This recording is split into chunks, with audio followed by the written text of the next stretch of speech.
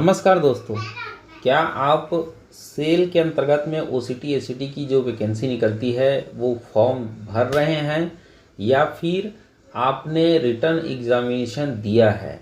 दोनों ही कंडीशन में ये वीडियो आपके लिए बहुत ही हेल्पफुल होने वाली है, क्योंकि इस वीडियो में हम देखेंगे कि जो स्किल टेस्ट ट्रेड टेस्ट होता है उसमें कौन कौन से डॉक्यूमेंट्स रिक्वायर्ड होते हैं और कौन कौन से डॉक्यूमेंट्स आपको आवश्यक होते हैं जिसके लिए आपको स्किल टेस्ट देना होता है। नमस्कार दोस्तों, मैं चंदन कुमार शर्मा आपके अपने यूट्यूब चैनल एजुकेशनल रिक्रूटमेंट अड्डा में स्वागत करता हूं। अगर आप हमारे चैनल पर नए आए हैं तो चैनल को सब्सक्राइब कर दीजिए ताकि सेल से जुड़ी हुई, वैकेंसी से जुड़ी हुई या गवर्नमेंट रिक्रूटमेंट्स के संबंध में आपको समय समय पर जानकारी मिलती रहे। आइए फ्रेंड्स, वीडियो स्टार्ट करते हैं। तो हम देखेंगे कि सेल के अंतर्गत में जो भी एसीटी ओसीटी डिप्लोमा आईटीआई की वैकेंसी निकलती है, आपको नोटिफिकेशन में क्लियरली मेंशन रहता है कि कौन कौन सा रिक्वायर्ड डॉक्यूमेंट्स आवश्यक है, क्योंकि वो सभी डॉक्यूमेंट्स का आप जब फॉर्म भरते हैं उस समय सिर्फ नंबर डालना रहता है। आपको कोई हार्ड कॉपी या ओरिजिनल सर्टिफिकेट अपलोड करने की आवश्यकता नहीं होती है। वो सभी की आवश्यकता जो है आपको जब स्किल टेस्ट ट्रेड टेस्ट होता है उस समय पड़ता है। और अगर आपने किसी कारणवश कोई डॉक्यूमेंट्स आपके पास नहीं है या जो नोटिफिकेशन में दिया हुआ है वो डॉक्यूमेंट्स आपके पास नहीं है और आपने उसके संबंध में फॉर्म भर दिया है, तो आपका रिटर्न एग्जामिनेशन क्वालिफाई करने का कोई मतलब नहीं है, क्योंकि आप स्किल टेस्ट ट्रेड टेस्ट में बाहर हो जाओगे।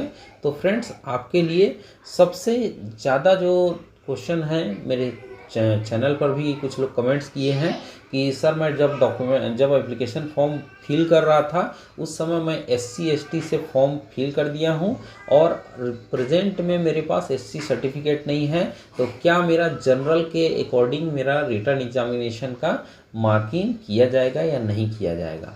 इस टाइप के क्वेश्चन भी पूछे जा चुके हैं। तो इन सभी के संबंध में मैं यही आपको कहूँगा कि देखिए, जब नोटिफिकेशन निकल रहा है आपके सामने ये स्लाइड में दिया हुआ है कि candidates belonging to SC ST OBC category may also apply against the unreserved post provided they fulfill eligible criteria for the post of operator computer technician and ACT OBC candidates belonging to creamy layer are not entitled for OBC reservation and such candidates have to indicate their category as general। मतलब अगर आप OBC candidate हैं परंतु creamy layer से हैं, OBC candidates, OBC certificate जो है वो भी दो टाइप का बनता है, एक क्रीमी लेयर के लिए बनता है और एक नॉन क्रीमी लेयर के लिए बनता है। तो अगर आप क्रीमी लेयर से हैं तो भी आपको कैसे ट्रीट किया जाएगा? जनरल के तरह किया जाएगा। OBC certificate OBC candidates non creamy layer candidates हैं required to submit their required OBC certificate in the prescribe format issue in the current financial year. ये चीज़ ध्यान देने वाला है कि आप जब भी कोई सेल की वैकेंसी निकलती है उसमें दिया हुआ रहता है कि आपका OBC सर्टिफिकेट जो है वो आपको करेंट फाइनेंशियल ईयर का होना चाहिए ऑन आफ्टर 1/4/2018। मतलब आप समझ सकते हैं। और किस चीज़ में होना चाहिए वो भी दिया रहता है कि by the competent authority and a self declaration in the prescribe format as available on company website www.sale.co.in at the time of skill test trade test. मतलब स्किल टेस्ट ट्रेड टेस्ट के समय आप जो OBC का non creamy layer certificate जो provide करेंगे, जो देंगे, वो जो है सेल के फॉर्मेट में होना चाहिए और करेंट फाइनेंशियल ईयर जब नोटिफिकेशन निकलता है, जैसे ये 1/4/2018 को ये नोटिफिकेशन निकला हुआ था, तो उस समय का, उसके पहले का या फिर उस समय का आपका होना चाहिए।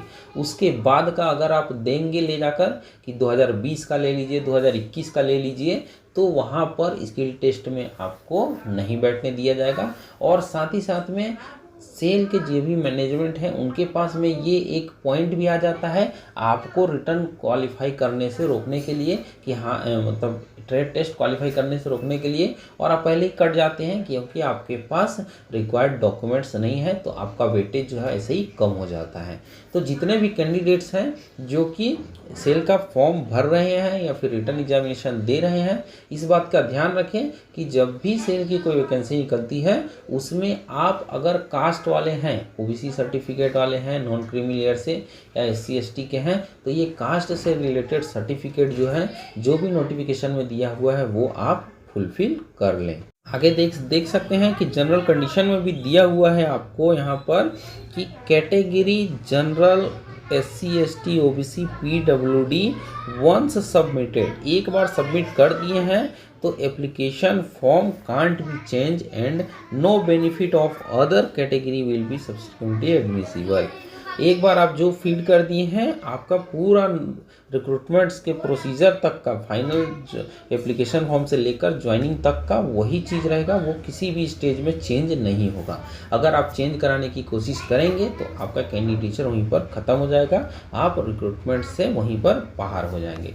तो इस बात का ध्यान रखें। और जो चीज़ मैं बोला कि आपको सर्टिफिकेट फाइनेंशियल ईयर का बनाना है, तो आप जब फॉर्म भरते हैं उसी समय ही कोशिश करें कि बना लें। ये आप देख सकते हैं कि स्किल टेस्ट, ट्रेड टेस्ट के समय आपको कौन कौन से डॉक्यूमेंट्स प्रोवाइड करना रहता है, वहाँ पर ले जाना रहता है।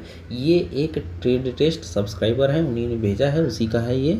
तो देख सकते हैं कि यहाँ पर क्लियरली मेंशन है कि आपको ऑपरेटर कम टेक्नीशियन के बुलाया जा रहा है, ओरिजिनल आइडेंटिटी प्रूफ चाहिए, ट्रेड टेस्ट प्रोफार्मा मिल जाता है, TA claim form, original certificate, जो भी आप जैसे डिप्लोमा किए हैं तो फर्स्ट सेमेस्टर से लेकर 6th सेमेस्टर तक पूरा रिजल्ट रहना चाहिए। साथ ही साथ में प्रोविजनल सर्टिफिकेट जो रहता है वो भी बनवा लें, वो भी कभी कभी मांग देते हैं। नो ऑब्जेक्शन सर्टिफिकेट, अगर आपने किसी एक्सपीरियंस शो किया है तो NOC देना ज़रूरी है। Original certificate in the prescribe format, ये चीज़ मैं बोलना चाह रहा था आपको कि अगर आप SC ST PWD कैंडिडेट्स हैं, OBC नॉन क्रीमी से हैं, तो देख लीजिए कि प्रिस्क्राइब फॉर्मेट जो कि सेल पर दिया हुआ है उसमें आपका सर्टिफिकेट होना चाहिए, और वो भी दिए हुए फाइनेंशियल ईयर के डेट के मुताबिक। OBC सर्टिफिकेट, ये सिर्फ OBC सर्टिफिकेट के लिए है, SC ST कैंडिडेट के लिए जो है ये आवश्यक नहीं है कि वो फाइनेंशियल ईयर का, करेंट फाइनेंशियल ईयर का रहे जबकि फॉर्म एप्लीकेशन फॉर्म फिल कर रहे थे। एक चीज़ और, आपको फॉर्म फिल करेंगे तो उस समय जो ओरिजिनल प्रिंट आउट निकलता है रजिस्ट्रेशन स्लिप का, उसको रखे रहिएगा, और साथ ही साथ में जो चालान कटाते हैं वो चालान का कॉपी भी रखिएगा, क्योंकि ये दोनों भी आपको स्किल टेस्ट में मंगाया जाता है देखने के लिए।